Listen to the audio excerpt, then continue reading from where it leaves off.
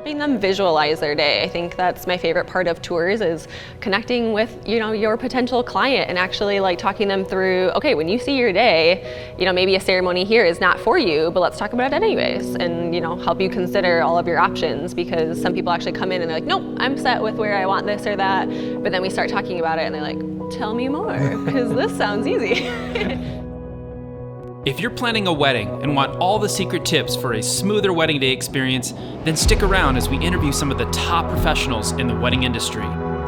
We are Coastline Studios, a fun-loving team of filmmakers who specialize in creating custom wedding films alongside some extremely talented people. Welcome to Let's Talk Weddings.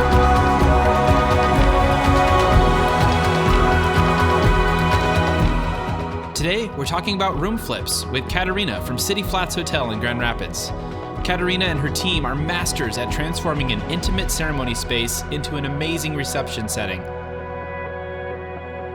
Well, thank you so much for joining us today. Yes, thank you for having me. We're really excited to be here at City Flats and to get a chance to talk about room flips and what they are. Yes. What's the beauty of the room flip? Yes, so I see it probably more often than you would anticipate. I feel like that's one of those things that people kind of choose separate venues for a reason, but with having a space that you can actually utilize that, it's actually really fun. So we have the ceremony and then it gets transformed in a completely different way. Your guests come back and you're like, oh my goodness, is this actually the same room? Like, what did they do, in the time that just happened? And there's a lot of magic that goes into it, so. How often do couples utilize that room flip?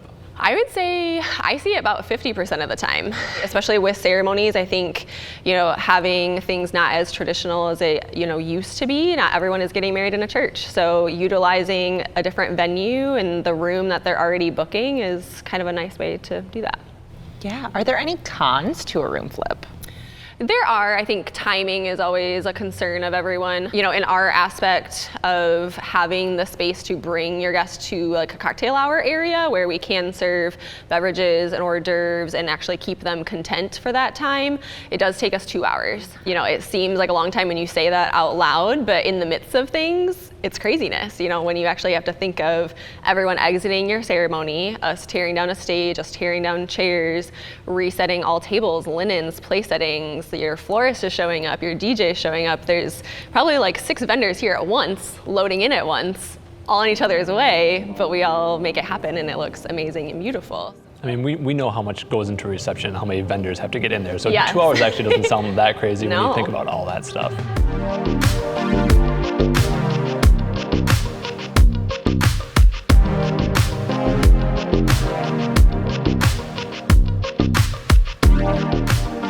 You said you have a different room for your guests to go for a cocktail. Is that a normal thing for venues to have if they have a room flip?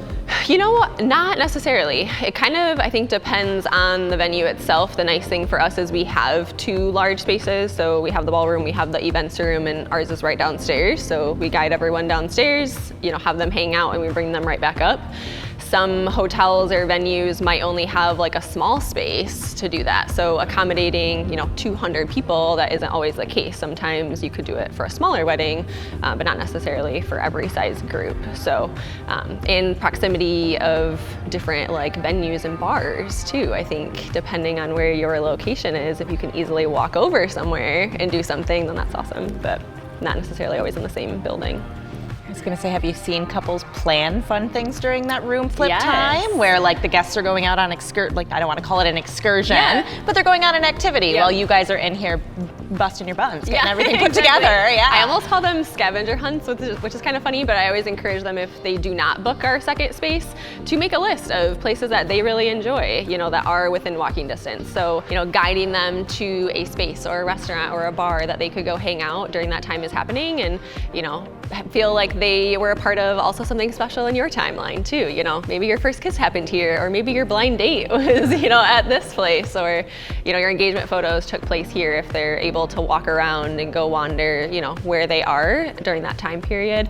I think that's always nice to incorporate something special in that too. That sounds like a major red flag if a venue weren't to have some kind of plan for that Sure. time. What are some other red flags that you would see when it comes to booking a venue that requires a room flip? Sure. I think, again, proximity. If there isn't transportation of your guests to do things, I definitely would avoid choosing a venue that, you're trying to do your ceremony and reception, especially with that timing. You don't want 200 people to go hang out in a parking lot or to go hang out in a little space that only accommodates 50 people.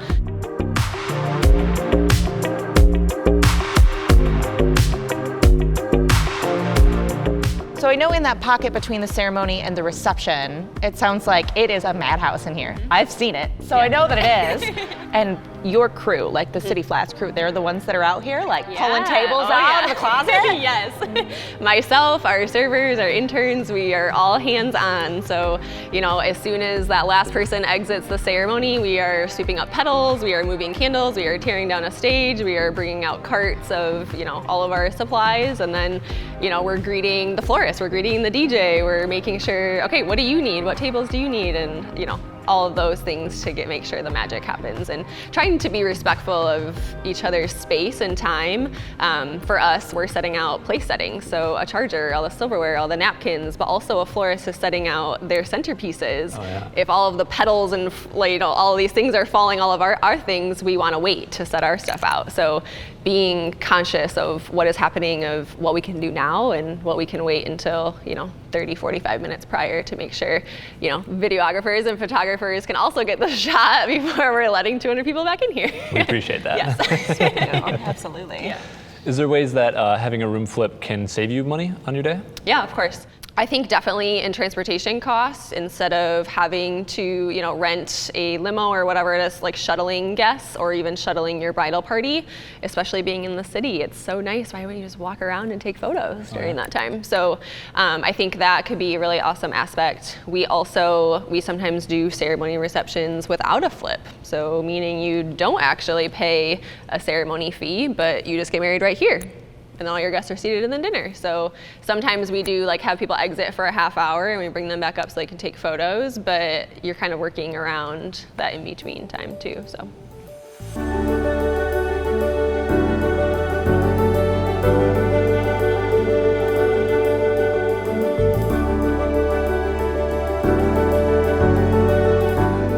It seems to me, and tell me if I'm wrong here, that by having a space where you can do a room flip and host both a ceremony and reception, ultimately it means that the venue is incredibly flexible to make what you need work. Of course. What are those ways that you see creative flexibility coming into play in timelines? We still give full range of, when you want to start kind of a thing for a ceremony. And then we also have, our guidelines of, okay, well, it does take the 2 hours. So let's talk about, are you okay with dinner starting at this time? Or let's bump it back. Let's, play with where we can have dinner fall and those kinds of things too.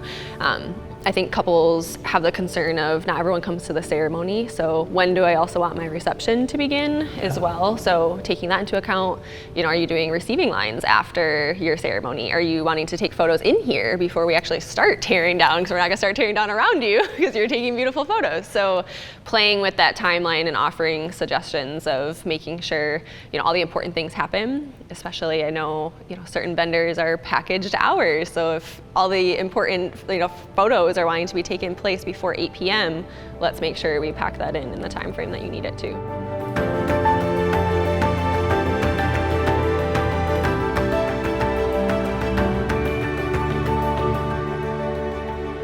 Do you find that a lot of guests re-enter and are almost taken aback by how different one space can feel going from a ceremony to a reception? Because it's romance to party, it's that huge jump. Yes.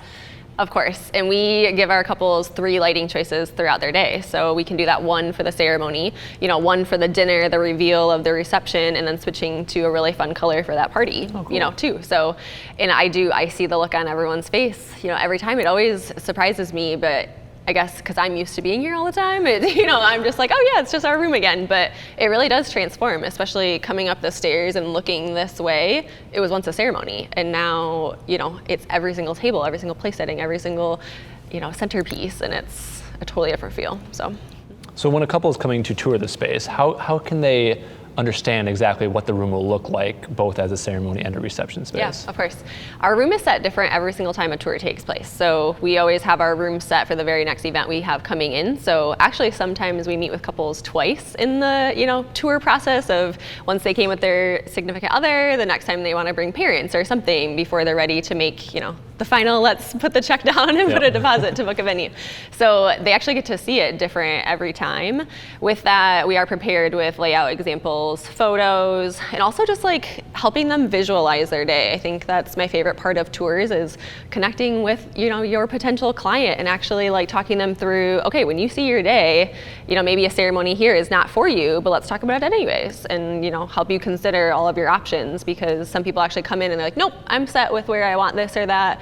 But then we start talking about it and they're like, tell me more, because this sounds easy. It's different every time you come, which is the beauty of a yes. space that and can be even during transformed. wedding planning, it's different every single time. They come 4 or 5 times after they've actually booked and they're like, oh my gosh, okay, can we talk about this? Because this is like this. And I think that's what's so fun about weddings is they're never the same.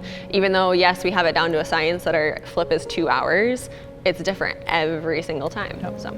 Yeah, thank you so much for coming. I hope it was really informative to so many couples.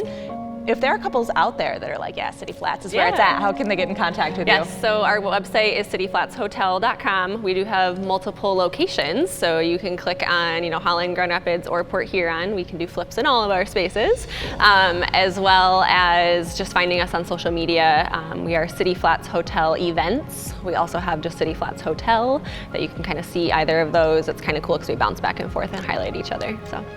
Yeah. Cool. Perfect. Thank you so much for coming. Of course. Thank you guys so much for tuning in. Make sure you like, share, subscribe, and tune in next time to Let's Talk Weddings.